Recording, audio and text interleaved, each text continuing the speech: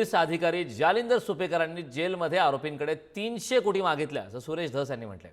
वैष्णवी प्रकरणातील संबंधित पोलीस अधिकारी सुपेकरांवर आमदार धस यांचा हा आरोप आहे। वाल्मिक कराड बीड जेलमध्ये ठेवण्यामागे जालिंदर सुपेकर असं अंजली दमानी यांनी सुद्धा म्हटलंय।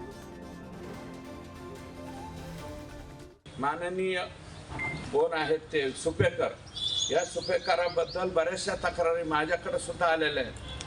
जेलमध्ये जे आरोपी आहेत त्यांना 300 कोटी रुपये आम्हाला दे म्हणण्याची सुद्धा एक गंभीर तक्रार याच सुपेकरांच्या विरोधात आहे।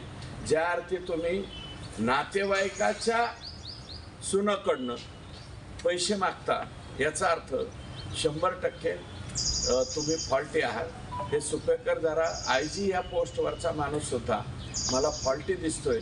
याच्यामध्ये नैतिकता नावाची गोष्ट मला वाटतं काय राहिलेली नाही। जालिंदर सुपेकर यांची जेव्हा मी माहिती घेत होते आणि त्यांच्या अनेक प्रकरणांची जेव्हा माहिती घेत होते तेव्हा माझ्या कानावर असं देखील आलं होतं की कराडला बीडमध्ये ठेवण्यामागे सुद्धा जालिंदर सुपेकर हेच आहेत आणि त्यांच्याकडनं सुद्धा प्रत्येक जेलमध्ये मागणी केली जाते पैशाची। आज मला वाटतं सुरेश धस यांनी असा काही आरोप केला आहे की 300 कोटीची मागणी जालिंदर सुपेकर यांनी केली होती। आता त्याचा पुढे खुलासा, अनेक खुलासे होतील आणि हेच नाही तर गन लायसन्स प्रकरणात सुद्धा सुपेकरांनी प्रचंड त्यांनी आणि अमिताभ गुप्ता या दोन्ही व्यक्तींनी प्रचंड प्रमाणात पैसे खाल्ले गेले आहेत।